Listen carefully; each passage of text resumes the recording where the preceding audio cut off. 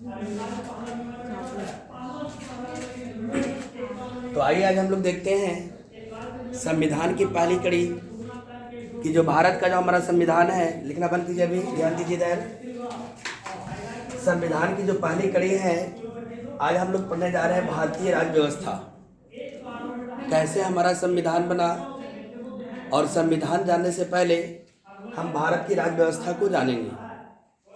देखो बेटा, सबसे पहले हमें पता होना चाहिए कि हम किसी भी राष्ट्र को राष्ट्र कब कह सकते हैं और किसी भी राष्ट्र को राज्य कब कह सकते हैं, और एक राज्य को राज्य कहलाने के लिए क्या आवश्यकता होती है, हम कैसे किसी राज्य को राज्य कह सकते हैं, इसके कितने मूल तत्व होते हैं।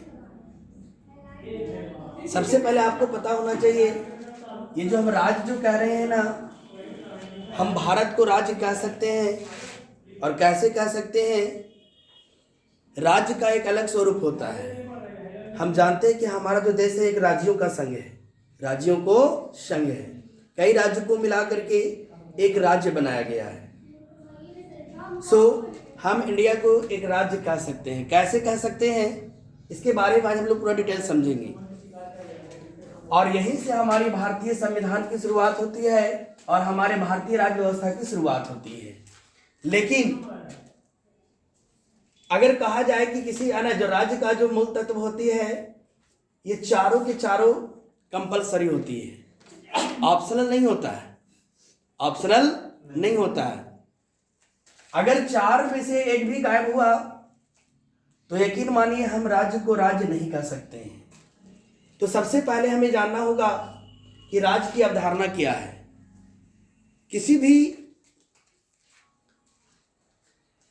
संघीय प्रणाली जानने के लिए, देश की व्यवस्था जानने के लिए, राज्य व्यवस्था जानने के लिए और किसी भी राज्य को राज्य कहलाने के लिए हमें ये चार मूल है ना, जो मूल तत्व होते हैं वो बहुत ही आवश्यक होती है। यकीन मानो ये चार में से अगर एक भी नहीं रहेगा तो राज्य की अवधारणा फेल हो जाएगी। तो राज्य कैसे कहलाती है, सबसे पहला इंपॉर्टेंट है भूभाग।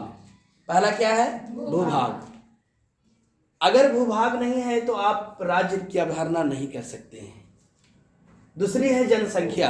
अगर भूभाग है बेटा तो इस भूभाग पर रहने के लिए जनसंख्या की आवश्यकता होगी। बोलो, अब जब जनसंख्या ही नहीं है तो राज्य नहीं कह सकते हैं। और जनसंख्या है तो इस जनसंख्या को संचालन करने के लिए किसकी आवश्यकता होती है, सरकार की आवश्यकता होती है। किसकी आवश्यकता होती है, सरकार की आवश्यकता होती है ना। और वो सरकार कैसा होना चाहिए, संप्रभुता होना चाहिए। कैसा होना चाहिए, संप्रभुता। संप्रभुता का मतलब क्या होता है, संप्रभुता का मतलब होता है, आपके माइंड में आ रहा होगा कि वैसा सरकार जो अपना डिसीजन खुद ले सके। ओके, वैसा सरकार जो अपना डिसीजन खुद ले सके उसे कैसा सरकार कहते हैं, संप्रभुता। क्या कहते हैं, तो आप बताइए हम भारत को राज्य कह सकते हैं कि नहीं कह सकते हैं। हम भारत को राज्य कह सकते हैं। वो स्टेट नहीं समझिएगा, प्रांत वाला स्टेट नहीं समझिएगा। एक राष्ट्र को अपनी राज्य कहलाने के लिए ये चार मूलभूत तत्व आवश्यक होती है और ये चारों के चारों ऑप्शनल नहीं होती है। चार में से एक भी नहीं रहेगा बेटा तो यकीन मानो हम राज्य नहीं कह सकते हैं। जैसे उदाहरण के तौर पर हम सबसे पहले भारत को लेते हैं, तो बताइए भारत के पास अपना भूभाग है कि नहीं है, बोलो है ना। अपना भूभाग है, अपनी जनसंख्या है भाई, और जनसंख्या के साथ साथ अपनी सरकार है। और वो सरकार कैसा है, संप्रभुता।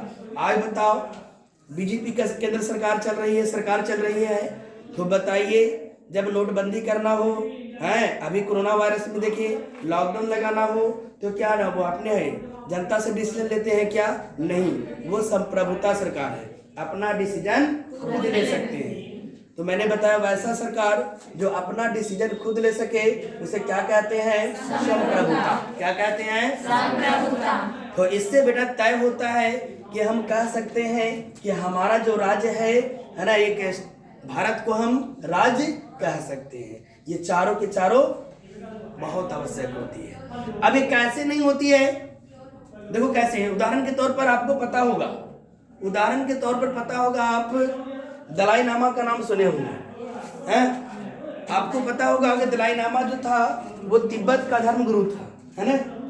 तिब्बत का धर्मगुरु था। अरे आप देखते हो ना हमारे देश में जो शरणार्थी के रूप में है, जिसको लोग भोटिया लोग कहते हैं, जो स्वेटर बुनने के लिए आते हैं, बेचने के लिए आते हैं। हाँ, तो देखो आपको पता होना चाहिए वो तिब्बत जो था ना बेटा, वो चीन का भाग था। आपको पता होना चाहिए चीन का भाग था। लेकिन दलाई लामा वहां पर क्या करना चाहता था? अपनी सरकार बनाना चाहता था, है? वहां अपनी सरकार बनाना चाहता था। उसके पास अपना भूभाग नहीं था, उसके पास अपना भूभाग नहीं था। उसकी अपनी जनसंख्या थी, उसकी अपनी जनसंख्या थी, उसका अपना सरकार भी था, वो अपना डिसीजन खुद ले सकता था, समझ रहे ना? लेकिन अपना भूभाग नहीं होने के कारण चीन ने इसे क्या कर दिया? निकासित कर दिया। क्या कर दिया? सो राज की अवधारणा क्या हो गई? फैल हो गई। राज की अवधारणा क्या हो गई? फैल हो गई। तब जाकर के आपको पता होना चाहिए यही दलाई लामा जो इंडिया में हाथ जोड़ करके देखे है ना, जिसकी तस्वीर रहती है ना, हाथ जोड़ करके आज शरणार्थी के रूप में कि हमें शरण चाहिए। क्या चाहिए? शरण चाहिए। तो भारत ने उसे शरण दिया। यकीन मानिए उसकी वस्तु को खरीदने में कोई नुकसान नहीं है, क्योंकि उसका पैसा अब चीन नहीं जाता है, उसका पैसा इंडिया में ही खर्च होती है अकॉर्डिंग। ओके, तो आपको पता होना चाहिए इस प्रकार से अगर एक भी अवधारणा खत्म हो गई तो यकीन मानो हम उसे राज्य कह सकते नहीं है, हम उसे राज्य कह सकते नहीं है। अब देखो अंटार्कटिका को ले लो, है? वहां भाई तो भूभाग है, भूभाग है, लेकिन जनसंख्या नहीं है। अब जनसंख्या ही नहीं है तो सरकार होगी क्या? जब सरकार ही नहीं है तो संप्रभुता होगी क्या? हम इसे राज्य कह सकते नहीं। क्लियर? लेकिन एक बात और बेटा आपको पता होना चाहिए, हम इंडिया को, हम भारत को राज्य कह भी सकते हैं तो 1947 के बाद जब 1952 में आम चुनाव हुई, उस समय हमारे राज्य को, कई राज्यों को मिला करके राज्यों का पुनर्गठन किया गया, संगठन किया गया, और कई राज्य को मिला करके जब एक पूर्ण राज्य बनाया गया, तब हम उस समय से राज्य कह सकते हैं। क्योंकि आपको पता होना चाहिए कि हमारा जो देश था ना, वो पहले अंग्रेजों का गुलाम था। हाँ, अंग्रेजों का गुलाम था। अब जब अंग्रेजों का गुलाम था तो हमारी भूभाग तो थी, है ना, जनसंख्या थी, सरकार भी था, लेकिन संप्रभुता नहीं था। वह है ना, हमारी सरकार जो थी वो अपना डिसीजन खुद ले सकती नहीं। सो हम कह सकते हैं कि उस समय हम अपने इंडिया को भी अपने राज्य कह सकते नहीं। अब तो समझ में आ गया होगा कि ये चारों के चारों जो हैं वो ऑप्शनल नहीं है, चारों के चारों ऑप्शनल नहीं है। किसी भी राज्य को राज्य कहने के लिए हम ये चार मूलभूत है ना जो तत्व हैं वो बहुत ही आवश्यक है। अब यहीं से देखो बेटा, ये राज्य व्यवस्था की जो चुनौती है ना, यहीं से हमारा राज्य व्यवस्था की चुनौती जो आती है, पहले समझिए राज्य व्यवस्था की 3 चुनौतियां होती है। कितनी होती है? 3 चुनौतियां होती है।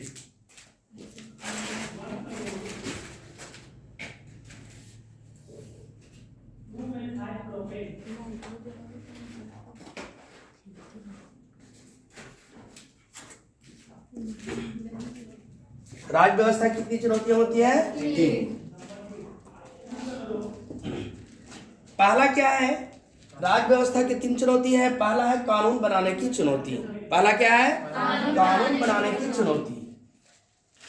देखिए आपको पता होना चाहिए जब तक हमारे देश में कानून ही नहीं बनेगा तो कानून चलेगा कैसे? तो पहली चुनौती क्या होती है? देखो संविधान का जो पहला नियम होता है वो कानून बनाना होता है। क्योंकि बेटा जब तक कानून ही नहीं बनेगा तब तक देश की सत्ता, देश की शक्तियां एकीकृत नहीं हो सकती है और सौंपी जा सकती नहीं है। तो पहले जो है वो कानून बनाने की चुनौती होती है। और दूसरा क्या है? जब कानून बन गया तो कानून के अनुसार व्यवस्था चलाने की चुनौती होती है। अब उसे चलाना है, उसी के नियम है, तभी तो हमारा सरकार आपको पता है एक वैध और उत्तरदायी होती है। क्या होती है? वैध और उत्तरदायी होती है। वैध का मतलब आज हमारा जो संविधान बना है वो देश के जितने भी नियम कानून होते हैं वो किसके अनुसार चलती है? संविधान के अनुसार। हाँ, उत्तरदायी मतलब जो लोग प्रतिनिधि उसमें खड़ा होते हैं वो अपने उत्तरदायी को समझते हैं, अपने उत्तरदायी को समझते हैं कि जनता की आकांक्षाओं को पूरा करना है, जनता की मांगों को पूरा करना है, क्योंकि 5 साल के बाद हमें फिर वही जनता के पास जाना है। समझ रहे ना? 5 साल के बाद हमें फिर वही जनता के पास जाना है। कानून के अनुसार व्यवस्था चलाने की चुनौती। तीसरा है, अब व्यवस्था चल रहा है तो उसमें अगर त्रुटि हो, कोई व्यक्ति उल्लंघन करे, कोई गलती करे, तो कानून के अनुसार, ऐसा नहीं मनमोजी, कानून के अनुसार न्याय करने की चुनौती होती है। तो राज्य व्यवस्था की कितनी चुनौती हुई? 3 चुनौती, है ना। और इस तीनों को प्रमुख अंग यही है। जो कानून बनाने की चुनौती अर्थात उसको क्या कहते हैं? विधायिका। क्या कहते हैं? यानी कानून कौन बनाती है? विधायिका। और कानून के अनुसार व्यवस्था चलाने की चुनौती उसे क्या कहते हैं? कार्यपालिका। क्या कहते हैं? और बेटा कानून के अनुसार न्याय करने की जो चुनौती होती है उसे क्या कहते हैं? न्यायपालिका। क्या कहते हैं? न्यायपालिका। क्लियर है? अब देखो, अब यहाँ से हम लोग को सबसे पहले विधायिका देखनी है कि इंडिया की जो विधायिका आई वो किन किन देशों से मिक्सर किया गया, है ना, और कैसे हमारा संविधान लिखा गया। इसके जस्ट हम तुरंत चालू करेंगे कि संविधान का लिखित बना, है ना, कैसे कैसे संविधान बना और किस प्रकार से अध्यक्ष उपाध्यक्ष के लेकर के कैसे इसकी बैठक की गई, कौन सा कैबिनेट मिशन आया, है ना, ये पूरी कहानी अगला, है ना, जो हम लोग देखेंगे वो संविधान का लिखित देखेंगे। हाल देख रहे हैं कानून बनाने की जो चुनौती विधायिका है वो इंडिया की विधायिका कैसे लिया गया। देखो, आपको सबसे पहले जो हमारा इंडिया की जो विधायिका है वो अमेरिका और ब्रिटेन का मिक्सचर है। कैसे है? इसके लिए हमें थोड़ा अमेरिका के और ब्रिटेन की विधायिका को देखना होगा। सबसे पहले अमेरिका की विधायिका, है ना, अमेरिका की विधायिका आपको पता होना चाहिए कि यहाँ के संसद को कांग्रेस कहा जाता है। क्या कहा जाता है? कांग्रेस, है ना। अब यहाँ की जो संसद होती है बेटा, देखो सबसे बड़ी बात कि जो संघ राज्य होता है, जो संघ राज्य होता है उसका 2 पोर्शन होना बहुत जरूरी है। जो शक्तियां जो पोर्शन जो होती है, बंटवारा होती है, वो 2 सदन में होना आवश्यक है। जब तक ये 2 सदन में नहीं होगी, ये रहना, ये संघ और परिसंघ हम लोग आगे पढ़ेंगे, है ना। अब देखो आगे हुआ कि ये अमेरिका का जो संसद है वो 2, है ना, 2 पोर्शन में बटा हुआ है। पहला का नाम है हाउस ऑफ द रिप्रेजेंटेटिव, है ना, जिसको हम कह सकते हैं प्रतिनिधि सभा। क्या कहते हैं? हाँ, कोई पूछेगा कि अमेरिका का पहला सदन का नाम क्या है, तो प्रतिनिधि सभा, हाउस ऑफ द रिप्रेजेंटेटिव, है ना, जिसको निम्न सदन कहा जाता है। क्या कहा जाता है? निम्न सदन कहा जाता है। और दूसरा है सीनेट। क्या है? सीनेट। हिंदी में भी इसका नाम सीनेट ही है ना। अब देखो, एक है सीनेट और एक है प्रतिनिधि सभा। यहाँ जो चुनाव जो होती है ना बेटा, वो डायरेक्ट जनता के द्वारा होती है। किसके द्वारा होती है? हाँ, उस समय कभी कभी आता है कि प्रतिनिधि सभा का चुनाव किसके द्वारा होता है, तो जनता के द्वारा, है ना। और सीनेट जो होती है वो 51 राज्यों को मिला करके एक सीनेट बनाया जाता है, नियुक्त बनाया जाता है ना। तो आपको पता होना चाहिए इसको उच्च सदन कहा जाता है। क्या कहा जाता है? उच्च सदन कहा जाता है ना। अभी आपको देखो, जो प्रतिनिधि सभा है वहां से 435 प्रतिनिधि चुने जाते हैं, और जो पहले 50 था, पहले कितना राज्य था? 50, अभी आया है एक और बढ़ा तो 51 हुआ है। तो 50 से 100 ले जाते थे, और जो 51 है ना, जो एक है 51 वाला, वहां से कितने ले जाते हैं? 3। कितने? 3। तो टोटल मिलाकर के कितना? 538। कितना बेटा? 538। ये यहाँ के संसद के, है ना, जो संसद से क्या कहते हैं, 538 ही प्रतिनिधि नियुक्त किए जाते हैं। और खास करके आपको पता होना चाहिए, ये दुनिया का पहला लिखित संविधान जो है वो हमारा कौन है? अमेरिका। लिखित संविधान देने वाला विश्व का पहला कौन है? अमेरिका, है ना। ये हमारी थी अमेरिका की विधायिका। यहाँ से कुछ लिया गया है, और इससे मिलाया गया है हमारा ब्रिटेन। किससे मिलाया गया है? तो ब्रिटेन जो पार्लियामेंट, संसद, है ना, अगर पार्लियामेंट मिले तो वो भी सही है, और जो संसद है कहा जाता है ना।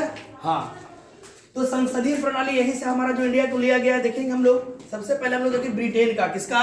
ब्रिटेन का, है ना। तो ब्रिटेन का भी यहाँ 2 सदन है। एक है हाउस ऑफ द कॉमन, क्या कहता है बेटा? हाउस ऑफ द कॉमन पहला है ना, जिसको निम्न सदन कहा जाता है। क्या कहा जाता है? हाँ, निम्न सदन कहा जाता है, जो यहाँ भी किसके द्वारा होती है? जनता के द्वारा चुनी जाती है सरकार, है ना। उसके बाद आपको पता होना चाहिए दूसरा है हाउस ऑफ द लॉर्ड्स, है ना, जिसको उच्च सदन कहा जाता है। अब यहाँ पर देखो, यहाँ पर क्या होती है आपको पता होना चाहिए। ब्रिटेन राज्यों का संघ नहीं है, यह देश है, देश, है ना। जो डायरेक्ट यहाँ क्या करती है, आप पता होगा ब्रिटेन की क्रांति जब पढ़े होंगे, है ना, तो वहां सबसे जो महत्वपूर्ण वर्ग था कुलीन वर्ग, कौन था? हाँ, तो वहां पर क्या हुई, उन लोग को अधिकार देने के लिए यहाँ जो राजा और रानी का जो शासन चलता है, यहाँ अभी आज भी वहाँ राजा और महारानी का क्या होता है? राज्य चलता है। तो जैसे हमारा देश में राष्ट्रपति का पद यहाँ से लिया गया है, जो नाम मात्र का होता है, वो राजा और रानी का जो शासन होता है क्या होता है? नाम मात्र का होता है। वो क्या करते हैं, स्वयं ब्रिटेन के महाराजा या महारानी कुलीन व्यक्तियों में से किसी एक को क्या करती है? चयन करती है, नियुक्ति करती है। जिस प्रकार से राष्ट्रपति हमारे यहाँ चुनते हैं, उसी प्रकार से ब्रिटेन में राजा और महारानी सिर्फ चुनने का काम करती है, नाम मात्र के शासन होती है। सारा अधिकार कहाँ होता है? निम्न हाउस ऑफ द कॉमन, जो जनता के द्वारा है ना क्या होती है? चुनाव होती है। अब यहाँ से हम लोग को देखना है भारत के हमारे विधायिका, भारत के हमारे क्या है? विधायिका। तो भारत की जो हमारा विधायिका जो संसद है ना, यहाँ भी 2 पार्ट में बटा हुआ है। अभी हम राष्ट्रपति को छोड़ रहे हैं, जब भारत की पर्सनल संसद पढ़ाएंगे तो यहाँ पूरा आर्टिकल आएगा, है कि संसद के कितना आर्टिकल है भाई, लोकसभा क्या है, राज्यसभा क्या है, कैसे होता है लोग, इसका पूरा हम लोग पर्सनल एक वीडियो बनाएंगे, है ना। आज हम सिर्फ बेटा इसकी राज्य व्यवस्था को और विधायिका को जान रहे हैं। तो भारत की विधायिका देखिए, जिस प्रकार से यहाँ देख रहे हैं राज्यों के द्वारा, जनता के द्वारा, यहाँ जनता के द्वारा, है ना, उसी प्रकार से जो भारत की विधायिका जो पहली होती है लोकसभा, क्या होती है? लोकसभा। यह जनता के द्वारा, किसके द्वारा? जनता के द्वारा। यानी इसको हम निम्न सदन भी कह सकते हैं। क्या कहते हैं? लोकसभा को बेटा निम्न सदन कहा जाता है। क्या कहा जाता है? हाँ, निम्न सदन कहा जाता है। और राज्यसभा जो क्या उच्च सदन कहा जाता है। और दोनों को मिलाकर के यहाँ से भारत की विधायिका बनाई गई है। कैसे? यहाँ देख रहे हो राज्य है ना जनता के द्वारा, यहाँ देख रहे हो जनता के द्वारा, अकॉर्डिंग यहाँ लाया गया जनता के द्वारा। उच्च सदन देख रहे हो यहाँ राज्यसभा में राज्यों के प्रतिनिधि यूएसए देख रहे हैं ना, यहाँ जैसे यहाँ है ना राज्यों के प्रतिनिधि एकावन राज्यों को, है ना, उसी प्रकार से यहाँ भी उस सदन में होता है। और खास बात जो यहाँ पर मनोनीत किया जा रहा है राजा और रानी के द्वारा, यहाँ भी बेटा हमारे आपको पता होना चाहिए कि उच्च सदन यानी राज्यसभा में राष्ट्रपति जो होते हैं वो ख्यात है ना व्याख्यात व्यक्ति को क्या करते हैं, यहाँ 12 लोग को चुनने नियुक्ति करने का जो काम करती है वो हमारा राष्ट्रपति है ना। इसका चुनाव यहाँ होता नहीं है, वो राष्ट्रपति जो होता है वो 12 लोग को चुनने का अधिकार होता है। और खास बात यहाँ जो लोकसभा, यहाँ भी एंग्लो इंडियन से 2 व्यक्ति को लिया जाता है। एंग्लो इंडियन से कितना? 2। अब एंग्लो इंडियन क्या है बताएंगे। एंग्लो इंडियन जो हमारे है ना ब्रिटेन से आज भी हुई, कुछ वैसे पूर्वज जो रहे हैं जिनका संबंध भारत और ब्रिटेन दोनों से रहा है, वैसे व्यक्ति को एंग्लो इंडियन कहा जाता है। समझ रहे बात को। लेकिन अगली बात बता आपको पता होना चाहिए, मोदी जी ने इस व्यवस्था को भी खत्म कर दिया, इस व्यवस्था को खत्म कर दिया। उन्होंने कहा कि अब इसकी कोई आवश्यकता नहीं है, इसलिए अब डायरेक्ट यहाँ किसके द्वारा? जनता के द्वारा है ना चुनाव होती है। यहाँ है 12 लोग है ना राष्ट्रपति को चुनने का जो अधिकार होता है, तो यही दोनों को मिला करके ये भारत की विधायिका बनाई गई है ना। अब हम लोग यहाँ से देखेंगे कि कार्यपालिका और न्यायपालिका को देखेंगे।